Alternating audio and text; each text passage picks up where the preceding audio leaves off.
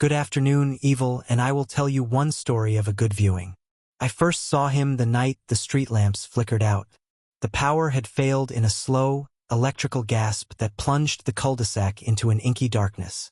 I was waiting for my late brother's return from a night shift, clutching a lukewarm cup of tea, when the front door, locked tight, creaked open. Footsteps shuffled across the hardwood floor. My heart thudded as I peered through the gloom. A small figure stood there, drenched in rain and mud, his blonde hair plastered to his forehead. He wore my brother's old varsity jacket, blood-splattered, as I'd seen earlier on the pavement outside. "Tom," I whispered, voice catching, but he didn't answer. Instead, he tilted his head, pale eyes fixed on me with the faintest, mocking glimmer of recognition. He took a step forward. The floorboards groaned under his weight, echoing like a scream in the silent house. My throat tightened. Something about his posture was wrong, too still, too deliberate. "Who are you?" I choked out. He reached into his pocket and withdrew a cracked porcelain doll, its glassy eyes shattered. He placed it on the floor, its fractured face reflecting the dim emergency lights from the hallway. Then, with a hand that shook unnaturally, he pointed. "Remember me?" I froze. The name hovered on the edge of my memory, like a word swallowed by time. He twisted his wrist, and the doll's head snapped off, rolling toward me with a hollow thud. I wanted to scream, but my voice was stuck in my chest. Across the living room, my brother's phone began ringing, loud, insistent, so sudden that it felt like an alarm. I lunged for it, but the figure moved faster. He leaped forward with an inhuman jerk, knocking me aside. The phone skidded under the sofa. When I scrambled back into the open, he had vanished. Only the doll lay on the carpet, its neck a jagged stump, a single ruby-colored bead rolling free. The only sound was the distant hum of a refrigerator, its interior light flickering behind the kitchen door. I forced myself to stand and lit a candle. Soon the flame danced against the walls, revealing the familiar photographs I'd hung. Birthday parties, family vacations, and a single empty frame, dust-coated, above the mantel. No matter how many times I'd looked at it, the face within never appeared. No one ever asked why. My pulse hammered as I crept toward that frame. The candlelight quivered. I half expected to see him peering out, smiling, welcoming. Instead, the glass reflected only my own hollow eyes. When I turned back, the porcelain doll's body lay prostrate at my feet, its broken head nowhere in sight. A low throb began in my temples, as if something beneath my skin demanded release. The candle sputtered, and in the wavering glow, I saw the front door, ajar. Rainwater dripped into the entryway, pooling around muddy footprints imprinted on the doormat. Each print was small, childlike, and led deeper into the house. Compelled by a mixture of dread and curiosity, I followed them. The footprints stopped at the foot of the stairs. I placed a trembling hand on the banister. It felt slick, wet, as though someone had pressed a hand there only moments ago. The footprints resumed on the second floor, trailing down the hallway. At the end of the corridor stood my old bedroom door, once painted cherry red, now scratched and splintered. My breath hitched. The door creaked open of its own accord, revealing a room bathed in pale moonlight. The curtains billowed though the window was closed. I stepped inside. The sight made me gasp. My childhood toys, dust-covered for years, were arranged on the bed in a perfect circle. A toy soldier, a rag doll, a miniature train, a plastic dinosaur. At the center lay a photograph I'd never seen. Two boys, grinning, arms slung around each other's shoulders. One face was mine. The other was obscured by an oily black blur. I reached out, and the image pulsed beneath my fingertips. A whispering hiss filled the air, voices too soft to understand yet maddening in their insistence. The temperature plummeted. Breath mists before me as a shadow detached itself from the far corner. He stood there, taller now, gaunt, eyes luminous in the dark. He lifted a crooked finger, beckoning. "Come closer," came a child's voice, warped and distant, like a recording played beneath water. I wanted to run, to slam the door, to flee this house that used to be my sanctuary. But my legs wouldn't move. Something old and hungry in me, a secret buried beneath childhood laughter, held me fast. He tilted his head, and behind him, the walls peeled back like paper, revealing walls upon walls of photographs. Me alone, me as a child, me with friends I didn't remember. And in every picture, lurking behind, was that same blurred figure, closer each time. Growing. Waiting. My skin crawled. The whispered voices converged into a single phrase, echoing against the ceiling. You forgot me. The door slammed shut.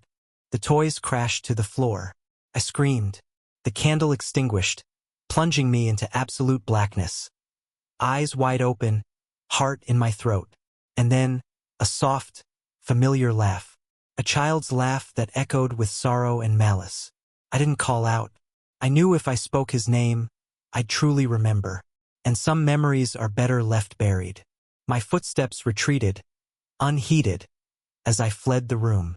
But the hallway behind me stretched on without end. The doors all ajar, each revealing another fragment of a forgotten past. At the bottom of the stairs, I realized I was no longer alone. Something pressed against my leg, thin, bony, cold as death. The whisper rose, coaxing me back upstairs, back to the circle of toys, back to the photograph.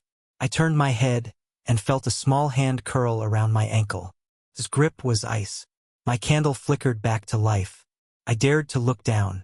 A boy crouched there, face still obscured by the same inky blur. His eyes, however, burned bright with recognition. He whispered, "You do remember me, don't you?"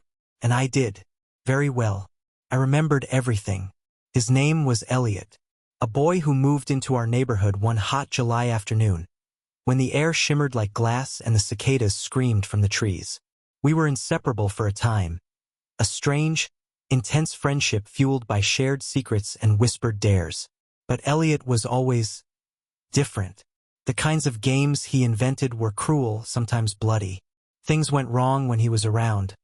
Pets went missing, neighbors fell sick, accidents happened that no one could explain. One night, after a game we called The Vanishing, Elliott disappeared. We were only 7 years old. I told the police everything except the truth.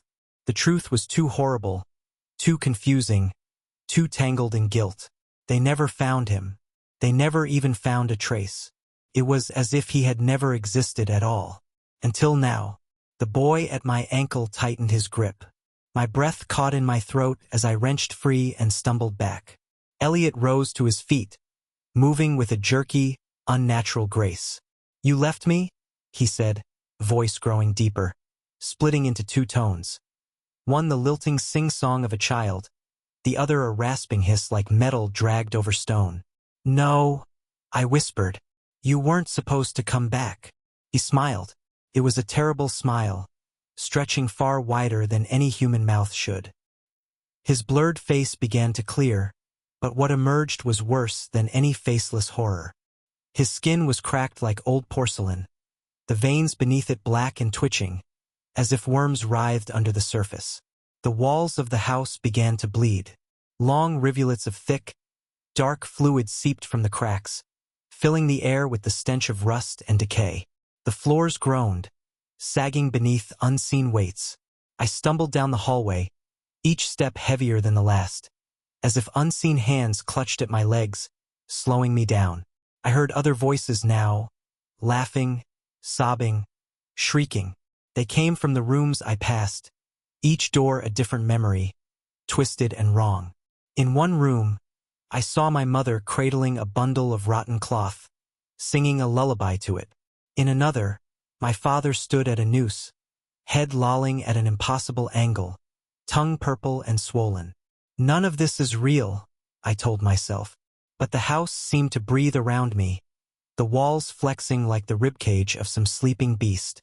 Behind me, Elliott followed, not running, just drifting, arms outstretched, as if he had all the time in the world. I knew where I had to go. The basement. It was there, in the dark underbelly of the house, where we had last played The Vanishing. I barely remembered the rules, only that Elliott had insisted on them. "If you want to hide forever," he'd whispered back then, "you have to give something up." Back then, it had been a joke. A stupid, eerie game. But children know things adults forget. We crossed a line we shouldn't have. Something ancient had hurt us. Something that took Elliott and marked me. I tore open the basement door. A foul gust of air rushed past me, carrying the stink of damp earth and mildew. The stairs stretched down into impossible darkness. I hesitated, and Elliott caught up. His hand brushed my back, a cold so deep it burned. I tumbled forward, down the stairs, the world spinning into a void. When I hit bottom, the candle was gone, smashed to pieces. I lay gasping in the dark, heart slamming against my ribs. And then I heard them, children, laughing, weeping, singing in low, broken voices. Their shapes flickered in the blackness. Dozens of them, pale and thin, hollow-eyed, their faces blurred and shifting. They reached out, touching my arms, my legs, their touch icy and desperate. "We remember," they whispered. "We remember you." In the middle of the room stood Elliott, not a boy anymore, but a thing stitched together from memory and malice. His body was stretched and broken, bones poking at odd angles under taut, sickly skin. His head lolled to one side, neck elongated like soft wax. "You forgot your promise," he said. His voice was everywhere, inside me, filling the marrow of my bones. "You said you'd be my friend forever." The children closed in.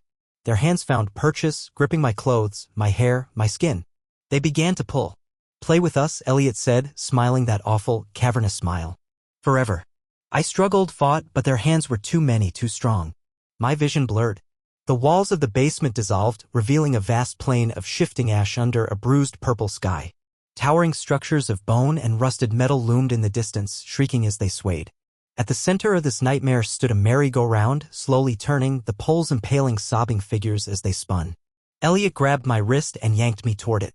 "You made me," he said, voice cracking with something that almost sounded like sadness. "You made me, and then you left." "I didn't mean to," I gasped. "I was a kid." "But you knew," he said simply. "Deep down, you knew what you were doing." He thrust me onto the merry-go-round. Metal spikes pierced my arms, my legs. I screamed, but no sound came out. The world tilted. The children laughed, danced, sang broken songs. Elliott stood at the edge, watching. And then an idea. I closed my eyes, dug deeper than fear, past guilt, into the part of me that had locked him away all those years ago. The part that had been strong enough to say no. "You're not real," I said hoarsely. "You're just something we made up. You don't have power unless I give it to you." Elliott's smile faltered. The world wavered. "You can't leave," he whispered, voice trembling. "Not again." "I can." I yanked my arms free, tearing skin and muscle, but feeling nothing. I stepped off the carousel. The ground split under my feet, gaping like a hungry mouth. Elliott screamed, a high, keening wail that shook the sky. The children shrieked and scattered like leaves in a storm. I ran toward the light, toward the memory of my real home, my real life. The plain of ash crumbled behind me, the air howling with fury and loss. At the threshold of consciousness, I turned back one last time. Elliott stood alone, arms outstretched, face collapsing into a weeping ruin. "Don't leave me," he whispered. "Please." I almost faltered. Almost. But I crossed the line and the world snapped back. I woke on the floor of my bedroom, candlelight flickering weakly. The house was still. Silent. No blood on the walls. No broken toys. Only the empty photo frame on the mantel remained, and inside it, a new photo, me, smiling, arms slung around the shadow of someone no longer there. I packed my bags that night. Never looked back. But sometimes when I close my eyes, I hear a child's voice in the dark, soft and broken, calling from just beyond the veil. "Remember me?" And I wonder how long before he finds his way back again. Thank you very much. See you all in the next video.